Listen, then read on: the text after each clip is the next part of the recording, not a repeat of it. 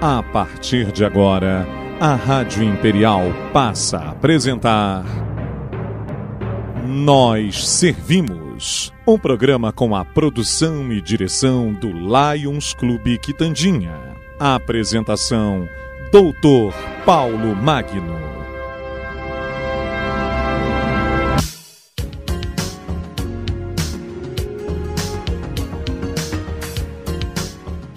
Bom dia, ouvintes da nossa Rádio Imperial. Aqui estamos mais uma vez com o nosso programa Nós Servimos, sobre a chancela do Lions Clube Petrópolis Quitandinha.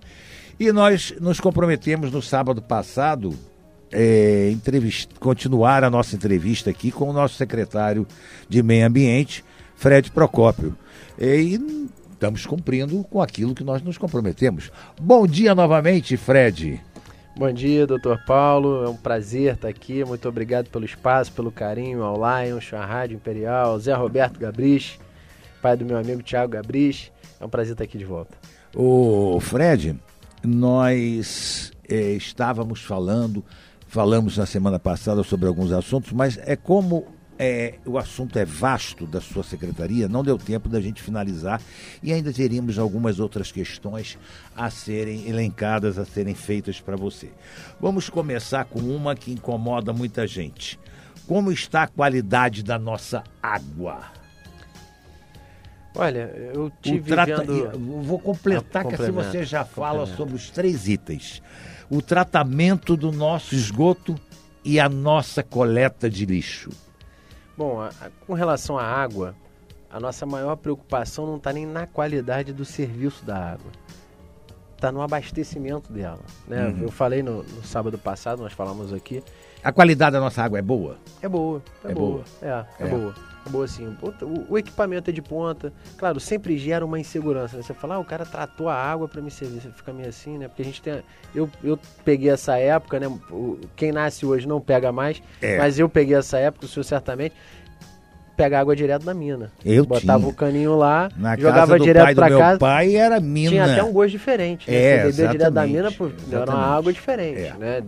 Mas, então gera sempre essa insegurança, mas de fato eles fazem monitoramento dessa água, até porque a responsabilidade da Companhia da Água do Imperador e da Condep, que é a fiscalizadora da Água do Imperador, é muito grande. Em que sentido? Eles precisam fazer o monitoramento dessa água o tempo todo, porque vamos supor uma área em que tem agricultores, né? Se o agricultor usar o defensivo agrícola, o famoso agrotóxico, né, que a gente até fez uma conferência agora, o Silmar Fortes organizou, um abraço para o Silmar, secretário de Saúde, organizou uma conferência lá na Fiocruz, aqui no Palácio Itaboraí, abraço também ao Dr. Félix, que cedeu espaço para a gente, e a discussão foi exatamente essa. O agrotóxico é usado? Está sendo usado e muito usado. A gente precisa educá-los para usar da maneira adequada, o mínimo possível, porque é de ficar pasmo. Mas o seguro, que é do Banco do Brasil, só paga ao produtor se ele perdeu a lavoura dele, a colheita dele. Se ele perdeu a colheita, só paga se ele tiver usado todos os mecanismos de defesa disponíveis no mercado. Então só paga se o cara usou o agrotóxico. Se ele não usou o agrotóxico e perdeu, o seguro não paga. Né? Foi um dos relatos até dos próprios agricultores presentes na reunião. Então, vamos usar aqui o Caxambu, Bonfim, Taquaril, que é onde tem agricultores. Ali a Água do Imperador tem que fazer uma manutenção muito delicada, né? Um monitoramento, aliás, muito delicado. Por quê? Um defensivo agrícola desse, se utilizar da maneira inadequada, né? Ele já é um risco sendo utilizado da maneira em que está previsto na bula, né? Como um remédio. Se for utilizado da maneira inadequada, gera um dano, um prejuízo para todo mundo que está abaixo daquela propriedade ali, que vai beber aquela água que está sendo retratada. Né? Então, o tratamento funciona. Com relação ao esgoto, as pessoas são muito críticas. Já vi crítica de todo tipo. Só bota um desodorante, ela entra ruim e sai ruim, para não usar a expressão que eu ouvi. Já teve gente que defendeu e falou assim, não, o sistema é de ponta. De fato, hoje, o que tem são os relatórios apresentados pelos técnicos contratados pela Água do Imperador e fiscalizados pela Condep. Então, em tese, né, o que se tem provado é de que é feito o tratamento. Né? Com todas as controvérsias, com toda a margem que se abre para discutir uma série de coisas, não foi apurado até hoje por terceirizados, por empresas fora do governo, fora da Condep, fora da Águas do Imperador, a questão do esgoto, como que ele é tratado e se aquilo ali de fato é eficiente. Isso até hoje nunca foi de maneira documental apurado. Então, assim, tudo que se diz é que quem é contra diz não trata. Quem é a favor diz trata. Então, eu não sou nem técnico da área, minha área é direito, então certamente não sou eu o cara adequado para poder dizer isso. Mas, reitero, né, até uma coisa que eu falei lá no sábado passado, com toda a controvérsia em torno da Águas do Imperador, do tratamento do nosso esgoto e da eficiência e tudo, hoje a gente ocupa o 3º lugar no estado em saneamento básico. Isso é um dado muito expressivo. A gente precisa melhorar, não tenho dúvida disso. Não resta dúvida. Dentro do próprio Carangola, acabei de pedir uma vistoria lá por causa do Minha Casa Minha Vida, que vai ser instalada. Independência tem problemas, Siméria tem problemas. Siméria. Aonde a gente vai, se encontra ainda lá um trecho que está aberto, que não foi ligado à rede e tudo, mas se comparado com o restante do estado, avançou. Claro, tem coisa que não dá nem para comparar. Por exemplo, o esgoto aqui embaixo em Magé. Não tem comparação. Não. Aí realmente de qualquer coisa. Aí realmente não dá nem para falar. Precisa olhar para cima, olhar para frente, gente que dá exemplo disso. Então, assim, Petrópolis ainda figura bem nesse cenário. Precisamos talvez melhorar algumas coisas, como por exemplo, até aproveitando que você está aqui, ali na Praça dos Expedicionários tem ali uma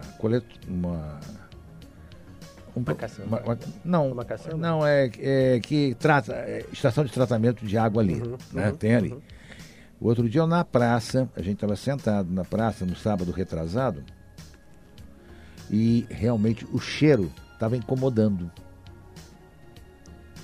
Quer dizer, talvez, não sei, a Águas do Imperador tem que dar uma olhadinha nisso ali, porque realmente as pessoas que passavam na rua até diziam, nossa, que mau cheiro. Realmente estava exalando alguma coisa ali que não estava em conformidade. E aí, falando agora da questão do lixo, do nosso lixo, né? Também no sábado passado a gente falou um pouco disso, mas a Condep hoje está sendo gerenciada, né, com um contrato de emergência. A coleta do lixo está sendo registrada. Ainda está com esse contrato de emergência. Isso vai passar por uma licitação e aí que vai ser regularizado. Tudo quanto é contrato de emergência gera uma série de inseguranças, tanto para o empreendedor que está ali naquele contrato de emergência prestando o serviço, quanto para a própria companhia, né, que está num regime jurídico ainda muito frágil, instável, e certamente para o munícipe, porque uma empresa no contrato de emergência, ela não faz grandes aportes financeiros porque ela sabe que aquilo ali é temporário. Né? Ela não sabe se ela continua, se ela fica. Então ela não vai projetar uma coisa, um benefício para daqui a um ano, porque de repente daqui a 2 meses ela está saindo. Exatamente. E é o que eu espero que aconteça, é que essa licitação saia logo para a gente poder solucionar tudo isso. Existe algum programa para termos uma coleta seletiva e de reciclagem do nosso lixo? Sim. A Condep, eu falei no sábado passado, repito, o Wagner e o Salgueiro e todo o corpo técnico lá da Condep estão debruçados nessa questão, justamente porque o que o município arrecada com a taxa de limpeza urbana, né, a taxa de lixo que vem no IPTU, e o que ela coleta de lixo, de fato, é uma conta que não fecha, porque como nem todo mundo paga o IPTU, porque as casas não foram todas mapeadas e tudo, que é uma coisa que eu até falei no sábado passado e reitero. Na quinta-feira retrasada, né, a gente está no segundo sábado, quinta-feira retrasada, o prefeito anunciou o Fique em Dia, que é o projeto de refinanciamento, das dívidas tributárias do município. Então a pessoa vai poder estar lá, tem o juiz, tem lá os defensores públicos, tem a procuradoria do município. Pode, claro. Porque no governo passado foi feito isso, mas foi feito de uma forma que assustou muita gente. Eu tenho até alguns clientes que começaram a dizer, paga! Eu digo, não paga não, porque isso aí dá um horror. É uma coisa assim absurda. e cobrando de pessoas que estavam em dia, inclusive até também, quer dizer, uma confusão desgraçada, né?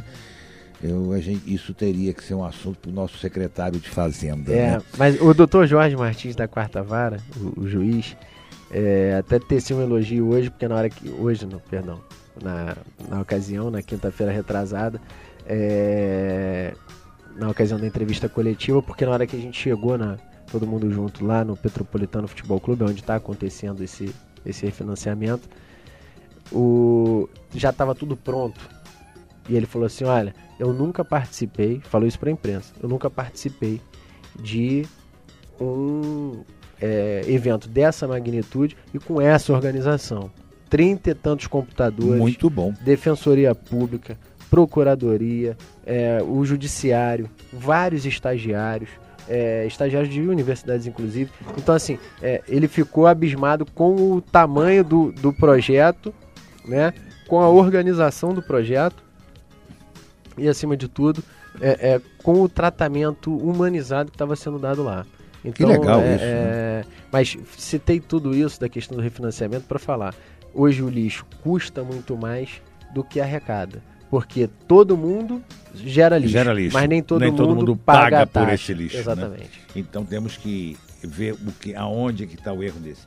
Hoje a CONDEP, no atual governo, voltou a disponibilizar uma política para recolhimento de entulhos e lixo verde que são despejados em nossas calçadas sem a mínima cerimônia, né? Parece que eles estão eles colocam na calçada como se estivesse dentro do terreno deles. Isso foi gestão da sua secretaria ou partiu da própria CONDEP? Aliás, eu quero até parabenizar ao presidente da CONDEP, o Wagner, por essa atitude, porque realmente tem que ter alguém que recolha isso. Nem que a gente pague um mínimo que seja, se não puder ser de graça, mas tem que ter alguém que recolha, porque não pode ficar na calçada.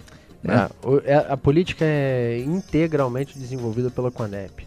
Né? Me beneficia diretamente, e aí eu também agradeço ao Wagner, porque à medida em que a CONDEP ajuda nessa coleta, né? Claro, tem um limite, tem todos os requisitos para que a CONDEP faça o recolhimento disso. Mas ele deixa de jogar isso na beira do rio, que normalmente é o mais comum. E aí vem a chuva e carrega. Fica escondido, e aí vem a chuva e carrega. Ou se forem pedaços grandes de entulho de obra, vem a chuva e a água do rio encalha naquilo ali e transborda, que também acontece muito na nossa cidade.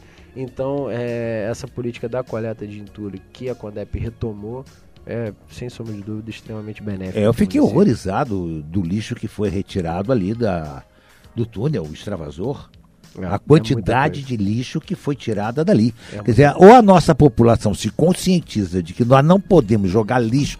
Ah, não tem lixeiro. Tem. Reclama, vá lá, liga, briga. Mas não jogue dentro do rio, porque você vai ser o prejudicado. Não adianta. Enquanto nós não nos conscientizarmos disso, não vai ter jeito e não vai ter fim o problema das enchentes na nossa cidade.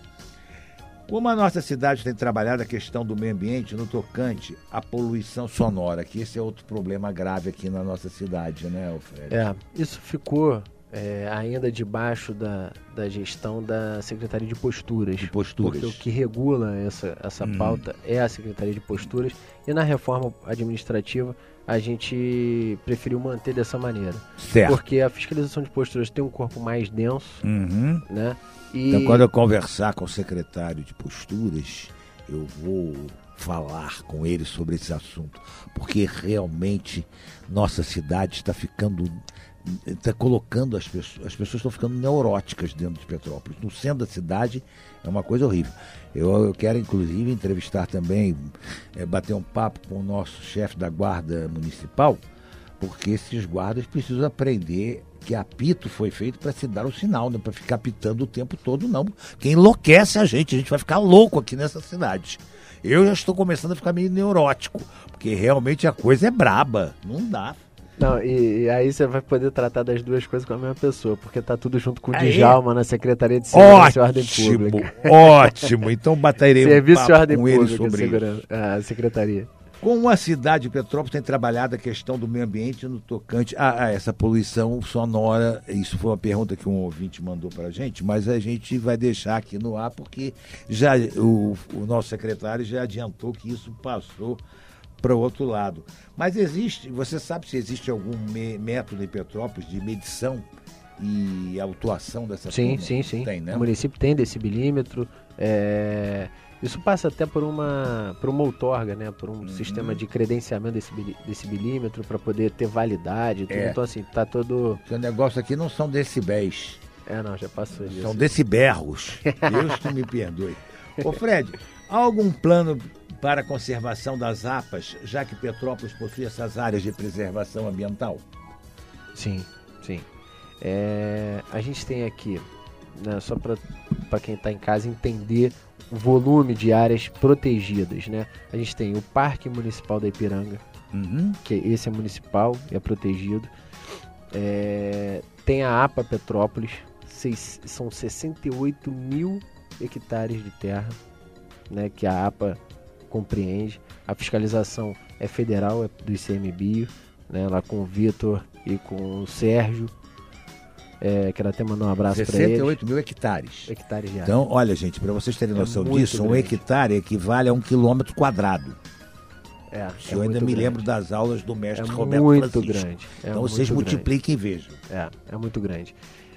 A APA, Petrópolis, tem a Rebio de Araras, que fica lá em Araras e Vale das Videiras, que essa é uma reserva biológica estadual, então o monitoramento, a conservação e a fiscalização é do INEA. Tem à frente da Rebio a Isabela, excelente parceira, e tem a Rebio do Tinguá, que fica aqui no Bingen, né, descendo a serra aqui, pegando um trecho de Caxias e Nova Iguaçu, que a administração da Rebio do Tinguá é do ICMBio também. Então a gente tem aqui, e tem o Parque Nacional da Serra dos Órgãos ali Para Teresópolis, né? Que dobra de Petrópolis para Teresópolis, que fica ali no Bonfim, no topo do Bonfim, né? Todo mundo conhece ali a Cachoeira do Paraíso, o Véu da Noiva. Então, assim, são grandes áreas, todas elas monitoradas por órgãos estaduais, por órgãos federais e por nós. Né? A gente já tem uma parceria muito estreita, ainda informal, mas muito estreita na fiscalização disso. A gente tem dado muito suporte, tem ajudado muito eles, e eles também muito nos têm ajudado. Isso é importante, né? Nós temos que trabalhar em parceria. Exatamente. Sozinho não somos ninguém. Não, e ainda mais num momento de crise, né? Em que você vê setores públicos tem que fazer enxugamento de máquina, né? Tem uma série de coisas. Igual tem acontecido direto, a delegacia sem papel na impressora para registrar ocorrência, sem tinta. Então, assim, se a gente não parar e se unir, né, as três esferas para poder entregar o resultado que a sociedade precisa e espera, vai ficar difícil. Ô Fred, você disse que nós tínhamos um fiscal só na secretaria, né? Hoje, quanto nós temos? 3. 3, né? Para realizar as inspeções ambientais, são esses 3 fiscais só? São esses 3 com apoio do GPA, que é o Grupamento de Proteção Ambiental da Guarda Municipal. Existe concurso que tenha sido feito e que esteja alguém esperando? Não. Quem tinha do concurso eu convoquei em abril, né, que era o Miguel, que está lá com a gente. Os outros 2 é o Martins, aliás, são 2. O Martins também é do... Desculpa, um só. O Martins é do último concurso. O Miguel é do concurso anterior. Ele era guarda municipal, depois passou para fiscal. Estava na Secretaria de Fazenda, mas é especializado em direito ambiental, tem uma pós-graduação. Então eu trouxe ele para a Secretaria de Meio Ambiente. E trouxe também o Henrique Zia, que também estava lá na Secretaria de Fazenda. E a gente fez uma permuta. Eu tinha um outro fiscal que a Fazenda precisava por causa da especialidade dele, e eu trouxe o Henrique. Legal. O nosso clube fez um projeto na legislatura passada que foi apresentado por um vereador, obrigando a existência do engenheiro químico ou assemelhado nas indústrias de Petrópolis para a redução da poluição dos nossos rios. Esse projeto foi aprovado. Como é feita a fiscalização desse tipo de resíduos em nossos rios? Vou retomar a questão do licenciamento só para a gente poder explicar de maneira mais clara, né? Hoje, quando uma empresa vai se licenciar, Ele, antes de começar a fabricar, antes dele se instalar no local, ele vai apresentar para mim o que ele vai, da onde vem a água dele e para onde vai o resíduo gerado, tanto dos efluentes sanitários, né, do que ele vai usar de banheiro, de pia e de água de forma geral, quanto o resíduo daquilo que ele vai, que sobrou do que ele vai produzir, né? Então vamos supor aqui uma empresa de tecido, né? Petrópolis foi forte nisso. Foi forte, exatamente. Como que ele vai usar a água, como que ele vai despejar essa água, para onde que ela vai e como que ela está saindo ali de dentro. Então ele vai ter que apresentar para a gente um manifesto de resíduo. Que é o manifesto é o quê? É ele dizer o que ele gerou de resíduo ali dentro da empresa dele, como que ele armazenou aquilo sem jogar aquilo no rio, porque ele não pode jogar aquilo no rio, a não ser que seja uma água já tratada. Então ele vai passar por uma fossa, filtro, um biodigestor, alguma coisa nesse sentido, e aí sim vai poder voltar para o curso hídrico. Mas o que ele gerou lá de retalho de tecido, de resto de tinta, como é que aquilo ali é gerido, né? Ele vai ter que apresentar aquilo no licenciamento e depois a fiscalização, quando vai lá de maneira aleatória, né, vai chegar na empresa e falar: eu quero ver o teu manifesto de resíduo. E aí ele tem que apresentar tudo, desde da fossa, filtro ou o biodigestor dele lá, que foi licenciado, o manifesto do resíduo, o que ele gerou de resto de tecido, de resto de tinta, quem foi que recolheu aquilo ali e o destino que esse camarada que recolheu. Porque isso já foi muito maior em Petrópolis, na época que nós tínhamos indústrias de tecidos, que a gente via os rios coloridos. Era uma maravilha. Isso é absurdo. Isso é absurdo. Isso não era existe. A casa da mãe Joana, né? Uma coisa que eu ficava horrorizado de ver.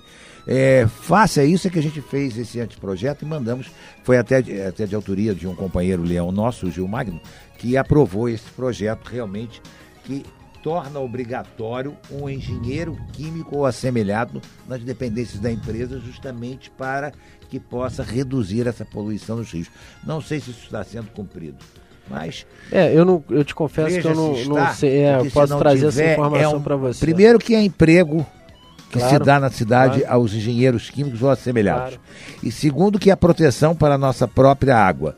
E terceiro, que se não tiverem fazendo, a prefeitura tem como botar uma multazinha em cima para eles aprenderem a cumprir a lei. Porque lei não foi feita só para estar no papel. Eu sou chato pra diabo. Tem problema. A Secretaria de Meio Ambiente age em relação à especulação imobiliária, Alfred? Em relação à especulação imobiliária, diretamente não. Pelo seguinte, eu tive até antes da eleição estudando muito essa questão da especulação imobiliária aqui e vi alguns exemplos. Por exemplo, Hong Kong, né? Hong Kong quando enfrentou a crise imobiliária deles, né, a especulação imobiliária lá, era muito diferente do que era aqui. Era o quê? O cara comprava um imóvel na planta hoje, 1 ano e 2 meses depois ele vendia ele por 60% a mais. Então a especulação era na compra e venda, era no giro. Porque o camarada comprava no dinheiro, no lançamento, e quando vendia financiado pelo banco. Então a pessoa só conseguia financiar, não conseguia financiar na planta, só conseguia financiar depois a medida de determinada, não era nem pronta, mas 70% da obra para dar garantia ao banco deles. Exato. Então o governo criou um mecanismo e tributou isso, escalonou. Se você vender até 6 meses, paga tantos por cento de imposto. Se vender de 6 meses a 1 ano, tantos por cento de imposto. Se vender de 1 ano a 1 ano e meio, tantos por cento de imposto. Para quê? Para acabar com esse mecanismo de investe na planta e vende na entrega da chave. Certo. Né? Então, freou a especulação imobiliária lá. A nossa aqui é muito particular. A gente tem uma cidade com 300 mil habitantes, mas uma gama de imóveis, principalmente os comerciais, na mão de meia dúzia. Caríssimos, diga-se de passagem, né? Na mão de meia dúzia. Aluguel aqui é um verdadeiro fenômeno. Eu nunca vi coisa igual. Exatamente. Né? Cobram então, o que querem e a gente fica... Por isso que atrapalha o desenvolvimento da sociedade. Está tudo cidade, fechado. Né? Tem várias lojas no centro fechadas, salas comerciais fechadas, porque as pessoas não querem ganhar pouco, querem ganhar muito. Aí fica difícil. Então, assim, o nosso modelo de especulação, eu não sei se seria o modelo mais eficiente de combate a isso, mas a única ferramenta que nos resta é o IPTU progressivo. Né? O camarada ficou com o imóvel fechado, não atendeu a função social da propriedade, você vai lá e tributa ele a mais porque o imóvel está fechado. Isso seria importantíssimo. isso precisaria acontecer. Precisaria. Não sei te dizer se isso está no cronograma do governo. No cronograma do governo com relação ao IPTU está e já está em curso o sobrevoo com o drone, parceria com a APA, né, que até falei disso no sábado passado, para poder mapear todas as casas com grau de nitidez e com já dando ali uma estimativa do tamanho da habitação para confrontar com o IPTU que ele paga. Se ele paga 100 metros quadrados e a casa cresceu e não avisou para ninguém, e hoje tem 150, o próximo IPTU já vem corrigido. Se ele não paga o IPTU, já vem dali, já está sendo feito um cruzamento de dados com a empresa de energia elétrica. E olha, já passou de 60 mil o número de residências que não pagam IPTU e tem algum tipo de pagamento de luz. É isso tudo? É isso tudo.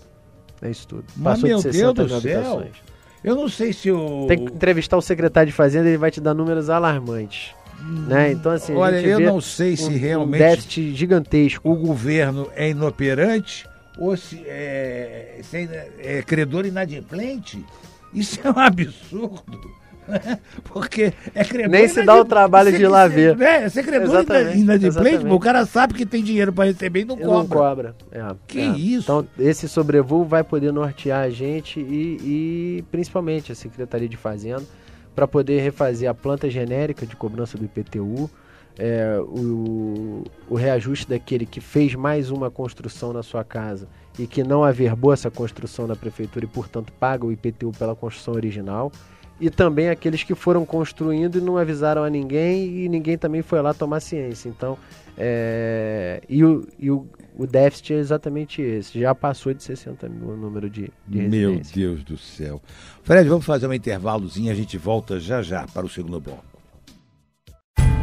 Estamos apresentando Nós Servimos, um programa do Lions Clube Quitandinha e a apresentação de Dr. Paulo Magno.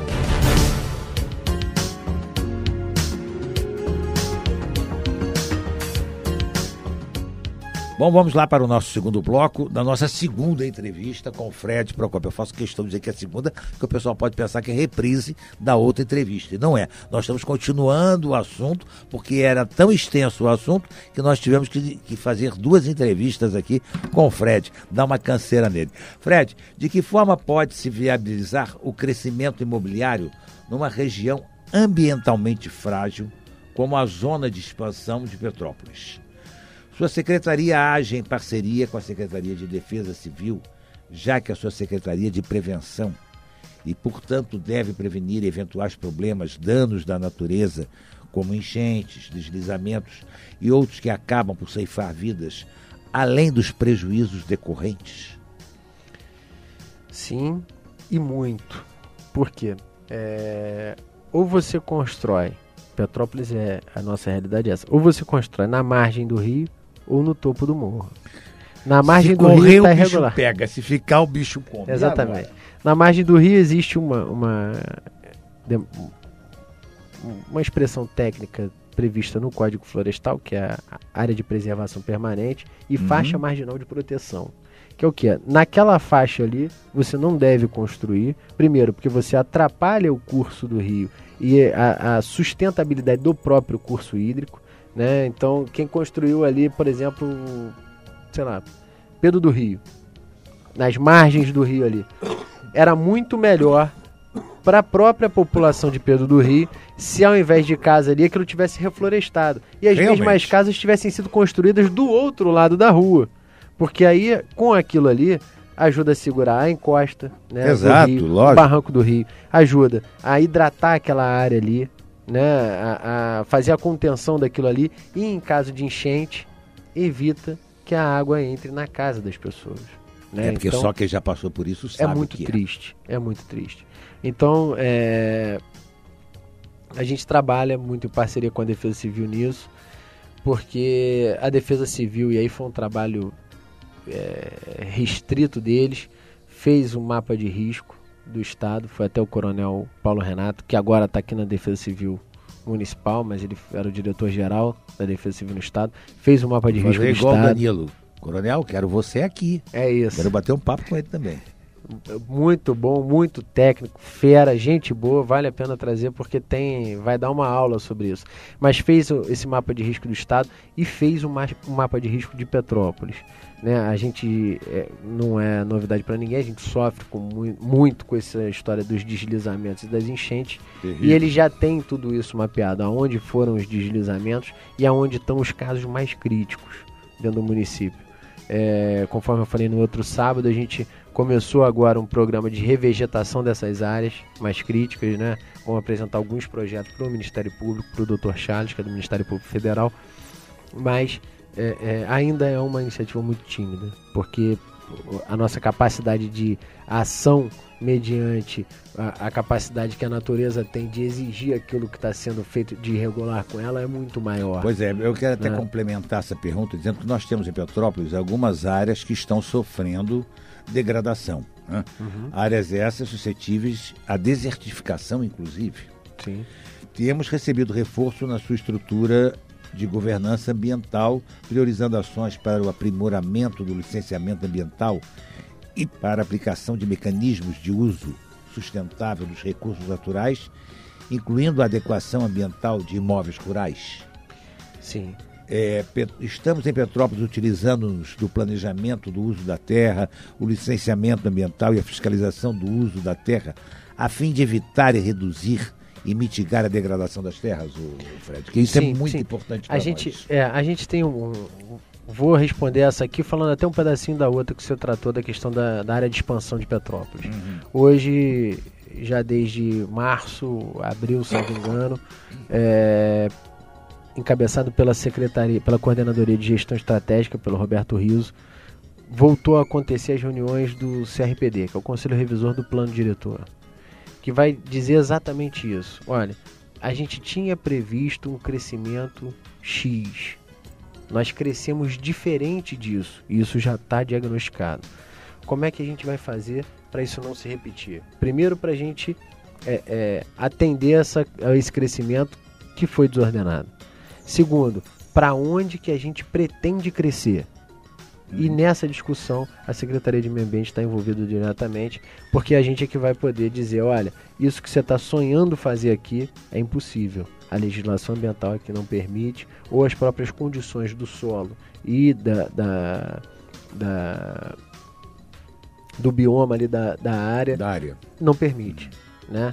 Então, no Conselho Gestor do Plano Diretor, esse conselho tem se reunido justamente para definir isso. Aonde a gente vai crescer, aonde a gente pode crescer e como que a gente vai fazer isso. Então a ideia é planejar crescimento ordenado. Exatamente, exatamente. E a gente vê aonde a gente errou nos últimos 10 anos. Né? Bota erro nisso. E tem muita área em que a gente falhou. Falhou às vezes. Eu digo até anteriores a isso tudo. Sim, sabe? sim. Pessoas que são responsáveis pela degradação dos morros da nossa cidade. Hoje a gente ainda está discutindo no Ministério Público Federal, lá com a doutora Vanessa Seguese, com o pessoal do CDDH, e aí deixar um abraço aqui para Carla, para Flávia, para toda a turma lá do CDDH, para Daniele, a questão dos moradores do Duarte da Silveira. Essa discussão já tem anos. Anos e anos e anos. Eles estão dentro, para vocês que estão em casa entenderem a complexidade, eles estão dentro das terras da Reserva Biológica do Tinguá, que é uma área federal, que ninguém, em tese, poderia construir nada. Construiu-se uma comunidade que hoje já tem 400 casas. E agora como é que faz para tirar 400 famílias. Hoje o município está tendo que fazer o seguinte, escolher uma outra área, desapropriar uma outra área, doar essa área para a Rebelo do Tinguá, para que a Rebelo do Tinguá faça a desafetação, que é a doação da área onde está o Duarte da Silveira, a comunidade do Duarte da Silveira hoje, de volta não, né? Enfim, para o município. Sim. Porque aí a partir da municipalização daquela área que a gente vai poder autorizar que as pessoas façam, por exemplo, reforma nas suas casas, que hoje estão impedidas pela justiça, porque senão o cara dizia que era uma reforma e fazia uma ampliação. Então, é muito delicada a questão deles. E isso surgiu por quê? Deixa construir. Vai lá, bota um biquinho de luz, bota aqui um asfalto, troco de votos, bota uma servidãozinha. Se fez nessa cidade um terror. Exatamente. Coisas que realmente até Deus duvida. Então a gente está analisando no CRPD esse passivo trazido pela desorganização, pela falta de planejamento e projetando Petrópolis para os próximos 10 anos. Como é que a gente quer que a cidade esteja daqui a 10 anos? Para onde que a gente vai crescer? O que a gente vai atrair de indústria? Porque a cidade não pode parar. De habitação. Senão Petrópolis vai se tornar uma cidade velha. Exatamente, né? Exatamente. A realidade de Petrópolis nesse contexto de desastres pode ser caracterizada pela frequência dos desastres naturais cíclicos aqui, né? Especialmente as inundações e um crescente aumento dos desastres humanos devido ao crescimento que nós estamos falando exatamente urbano desordenado, as migrações internas e ao fenômeno da urbanização acelerada sem a disponibilidade de serviços essenciais. Um fato desses chegou até a criar sérios problemas foi a construção de um condomínio lá em Itaipava que criou, que não tinha rede de esgoto e o diabo a quatro. Foi um problema terrível, não sei se aquilo foi resolvido, né? O que tem sido feito em relação a isso, Fred? Para que outros não aconteçam dessa forma também, né? A gente... Primeiro, Petrópolis precisa de habitação popular. Sim, lógico. Isso é ponto pacífico, todo mundo mesmo porque concorda. O metro quadrado aqui de construção é um absurdo. Exatamente. Então a Petrópolis tem que voltar a construir no resto das habitações, não tem jeito. O que no início do governo a gente fez? Me lembro de encontrar o prefeito e falar, prefeito, olha, do jeito que a gente está crescendo a cidade para os distritos, e aí elencando Correias, Nogueira e Itaipava, quando todo mundo sair de casa com seus carros, a cidade vai parar. Isso não resta dúvida. E esse não é um problema que a gente causou, mas é um problema que a gente vai ter que absorver. Exatamente. Vai ter que solucionar. Aliás, eu falei isso aqui com o Luciano, que é lá da CPTrans, eu cobrei dele isso. Ele disse que iam fazer reformas, alterações no trânsito aqui em Petrópolis. Estou esperando, hein, Luciano? Eu estou esperando. Até agora não aconteceu nada. A gente chamou os empreiteiros e conversou justamente sobre isso. Olha, você vai fazer novos empreendimentos? Vou. Aonde são? Um é aqui, um é ali, o outro é lá. Olha, nesses aqui, a gente precisa ter uma contrapartida na mobilidade urbana. Isso, exatamente. Então, precisa de uma rotatória? É você que vai vender 300 apartamentos ali. Que vai fazer. O município hoje não tem condições. Não. Em contrapartida, a gente dá celeridade ao teu processo. A gente viabiliza que ele aconteça. Mas a gente precisa que você dê esse retorno para o município. Porque a nossa capacidade de resposta é muito mais lenta. Pois é, Fred. A sociedade precisa entender que nós temos a nossa parcela também para dar. Nós não podemos cobrar tudo do governo e não fazermos nada para o governo. Para nós mesmos, que nós não estamos fazendo para o governo, estamos fazendo para nós. Exatamente. Né? Eu tenho dito para todo mundo, a sociedade é um organismo vivo, né? E ela se movimenta muito rapidamente, né? Você vê, vamos dar um exemplo, a internet. Eu me lembro ainda, sei lá, com 12, 13, 14 anos, a internet era discada, tinha que ter uma linha telefônica, que ele fazia uma barulheira danada. Você entrava, quando começava a usar, caía, tinha que esperar discar e entrar de novo. Eu falo hoje porque você eu vi entra na nascer internet. O computador, né? Então, é um pouquinho pior do que... eu tô falando de 16, 18 anos atrás. Não é tanto tempo não assim. Não é tanto tempo. As pessoas têm noção, a gente perde a noção do tempo. Perde. Até porque a vida tá muito mais corrida, tá muito mais dinâmica. Então a gente vê o tempo tem passado cada vez mais rápido. 24 horas não são mais as 24 horas que eram antigamente. Então assim, hoje você vê a rede social, você tem um Google, qualquer coisa que você pesquisar o nome de alguém ali, sai tudo da vida da pessoa ali dentro. Você tem tudo no celular. Então tudo evoluiu muito mais rápido. O que o governo evoluiu? Nada. Exatamente. Desculpa, mas nada. Exatamente. Nenhum governo. Exatamente. Nem federal, nem estadual, nem municipal. Qual é a capacidade de resposta que esses governos têm frente a uma sociedade que muda tão rápido assim? Pois é, nenhuma. É muito pequena. Muito pequena. Então, a gente chamou os empreiteiros e eles entenderam isso. Olha, a gente precisa... Que bom. Tá bom, vamos ajudar. Como é que nós vamos fazer? E essa é a segunda rodada de conversa que a gente está tendo. Eles já estão ajudando a fazer esse mapeamento de toda a cidade com sobrevoos, já estão ajudando com alguns equipamentos que precisam ser adquiridos para poder colocar à disposição da municipalidade para fazer os estudos necessários de vizinhança, de impacto viário, dessas questões todas, para ver o que da mobilidade urbana a gente precisa de fato modificar, mas na questão ambiental, o impacto que esses empreendimentos trazem, a gente tem feito todo o esforço para mitigar completamente. Óbvio, à medida em que não tinha ninguém instalado aqui e de repente tem 300 habitações, vai gerar um impacto naquele local. Só que é um impacto que estava diluído em outras áreas. E é isso que a gente está mensurando. Como é que é tratado nas outras áreas? É melhor ter um conjunto habitacional aqui, um prédio aqui com 20 apartamentos, do que ter 20 casas penduradas aí numa comunidade sem um mínimo de infraestrutura. Então, para a gente, esse tipo de desenvolvimento é bom. Atende o social e a gente faz com que atenda o ambiental. Perfeito. Agora, no que tange ao impacto disso na mobilidade urbana, na vida da cidade como um todo, essa é uma resposta que o passivo é gigantesco e que o governo precisa e já está se preparando, né? Já tem um grupo de trabalho da mobilidade se reunindo, gente técnica, tem gente da minha secretaria, gente da Secretaria da Coordenadoria de Assuntos Estratégicos, da Secretaria de Obras, da Secretaria de Habitação, da CPTrans, da própria CONDEP, sentada, debruçada nessa questão, como é que a gente vai fazer. Primeiro exemplo, Paulo Barbosa vai passar por mudança. E eu li isso nos jornais semana passada. Grupo de trabalho. Parceria, inclusive, com empresários do próprio setor ali, que estão instalados ali. Né? Transbordo de Correias.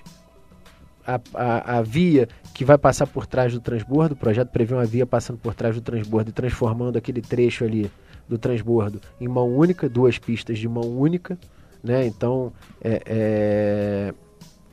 o que vai fazer com que acabe aqueles sinais do transbordo. Certo. Então o ônibus vem do centro ali do Carangola, né? Quando chega em Correios ele entra direto do transbordo, porque ele já tem a pista para poder fazer isso, porque não tem mais carro vindo na outra mão. Certo. O carro está passando por trás do transbordo. Perfeito. Uma doação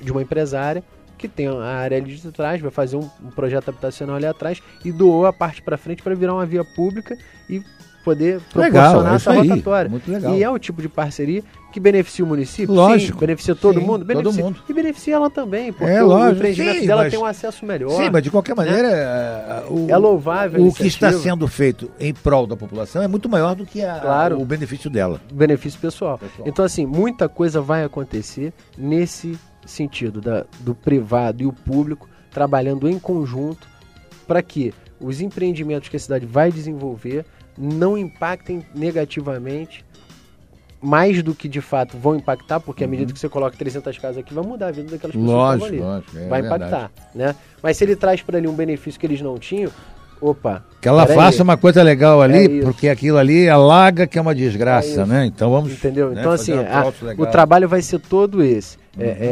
O empresário quer crescer, a gente quer preservar, mas a gente vai deixar crescer à medida em que ele compense aquilo que ele cresceu. Perfeito. Entendeu? Ô Fred, quanto às trilhas da nossa cidade, o que tem sido feito nesse sentido?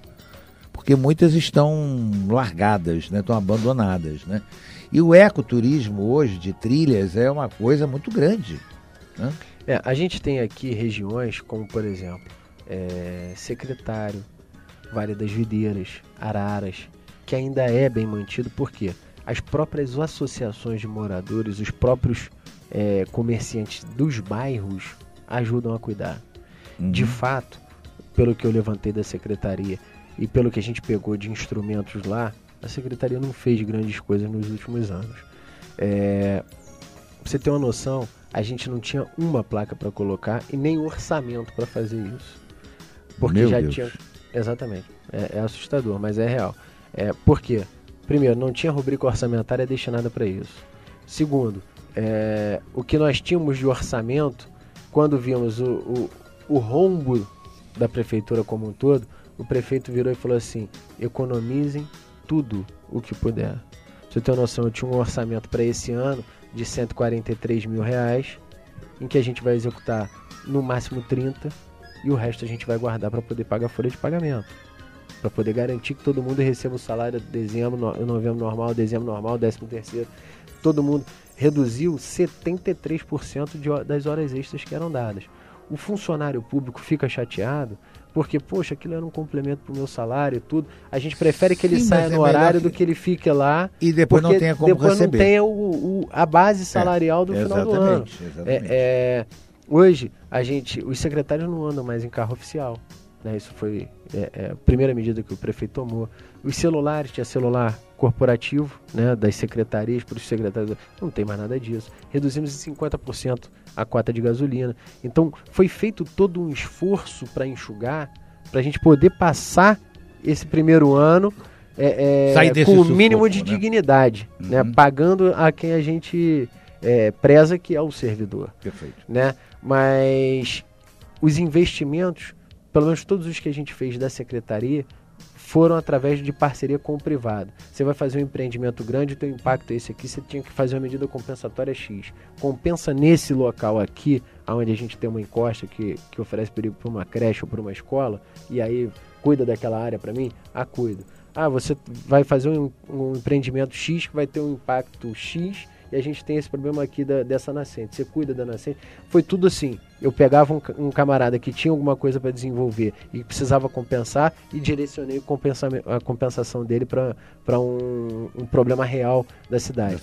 Das trilhas hoje, e a gente fez algumas caminhadas ecológicas, né, até orientadas pelo nosso educador ambiental, Anderson, uma delas agora no último final de semana, com uma escola do Morém, lá no Castelinho do Morém, e a gente viu na trilha panfleto de publicidade jogado no chão, resto de retalho de malha que o pessoal descartou de maneira irregular. Aí o que a gente faz? Manda para fiscalização, a fiscalização vai lá, notifica a empresa, porque tem lá a marca da empresa que está no panfleto. Né? O empresário foi enganado, vai ser prejudicado duas vezes. Né? Primeiro porque contratou um incompetente para distribuir o panfleto que foi lá e jogou fora no meio do mato, e o segundo porque vai ter que pagar por um dano ambiental que ele não queria ter causado, porque ele queria que aquele panfleto estivesse na mão de alguém, não no meio do mato. Mas, fora nesse formato, a gente ainda não fez nenhum tipo de investimento na manutenção das trilhas, na sinalização, porque de fato não houve recurso ainda para que isso fosse feito. Agora a gente acabou de ganhar umas placas da Defesa Civil, e aí vamos usar o adesivo. Vamos mandar fazer o adesivo, que aí é mais barato, né? Já tem a placa é o mais caro. Vamos mandar rodar o adesivo para poder fazer algumas sinalizações, como por exemplo a das capivaras na Barão do Rio Branco.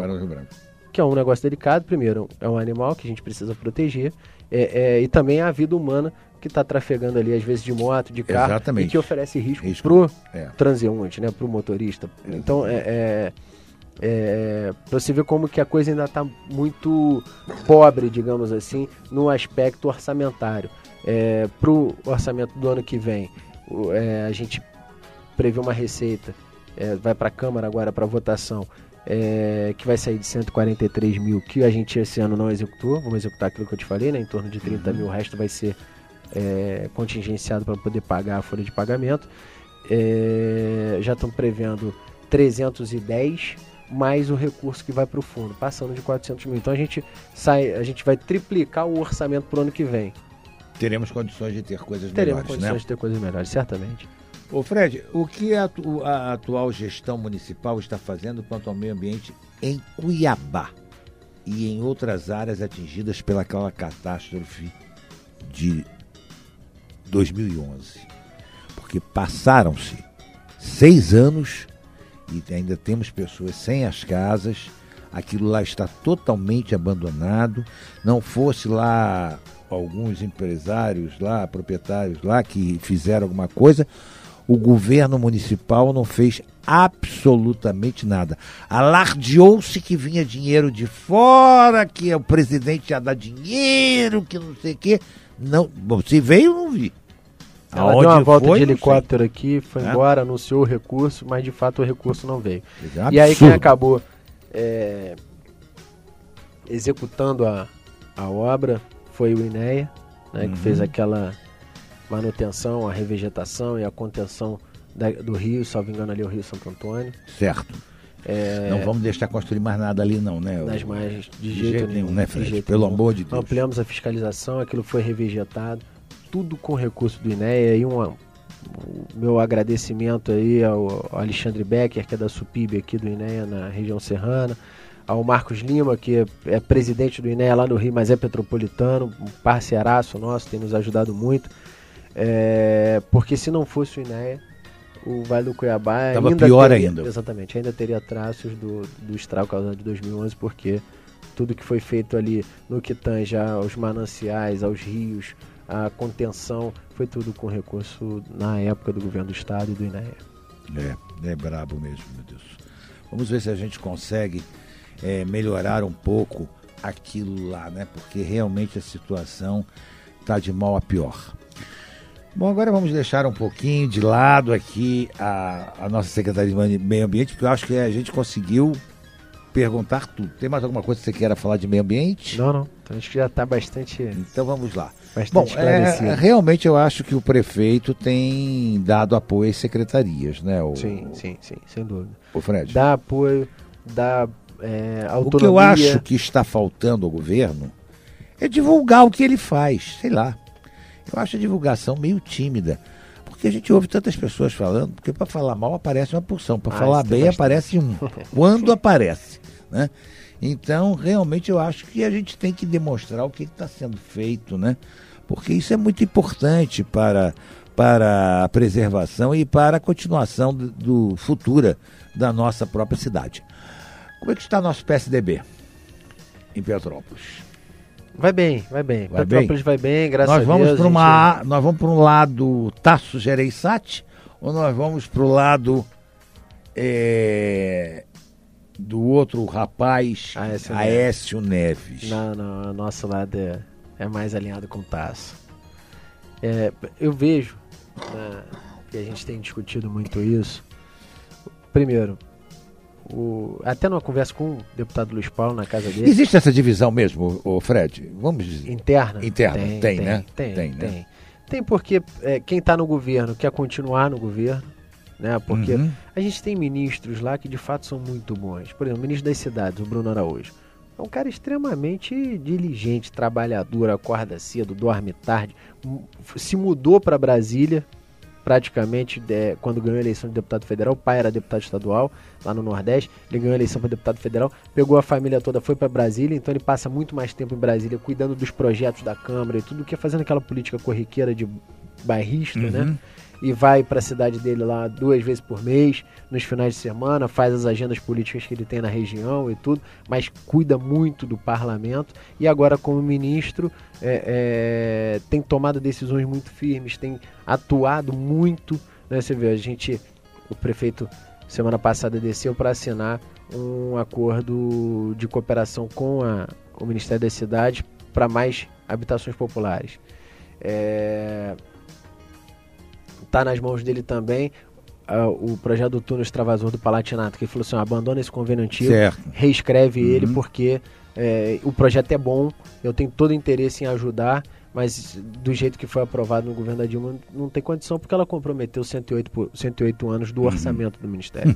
Então ele falou: isso é inviável, a gente já passou uma portaria, acabou isso. Caiu, eles precisam reescrever, e a gente reescreveu, já encaminhou e estou na torcida para que isso saia o quanto antes. Mas então há esse racha, porque eles estão fazendo um bom trabalho, mas estão do lado de um presidente da República que enfrenta sérios problemas de popularidade. Né? Realmente. O Michel Temer... Apesar do que eu digo sempre, ruim com ele, pior ainda sem ele. Exatamente. Esse é o grande problema também. A gente está num cenário político que explica muito o porquê dos 40% de voto branco, nulo e abstenção. Explica, claro que explica. Pode não justificar, mas explica. Vamos ter candidato a deputado estadual pelo PSDB em Petrópolis? O nosso sonho é de que sim, né? Eu não tenho essa pretensão, tenho um compromisso com a causa, né, ambiental aqui. A gente precisa entregar um resultado substancial. Eu acho que isso vai marcar a cidade, vai marcar... A gestão vai marcar a minha vida, entendeu? Exatamente. Entrar em 1º de janeiro de 2017 e sair 31 de dezembro de 2020 com a missão cumprida. Falar, o que a gente prometeu que ia fazer, a gente fez. E do plano de governo, que o prefeito Bernardo Rossi apresentou eram 18 itens, e desses 18 itens, 12 a gente já deu encaminhamento.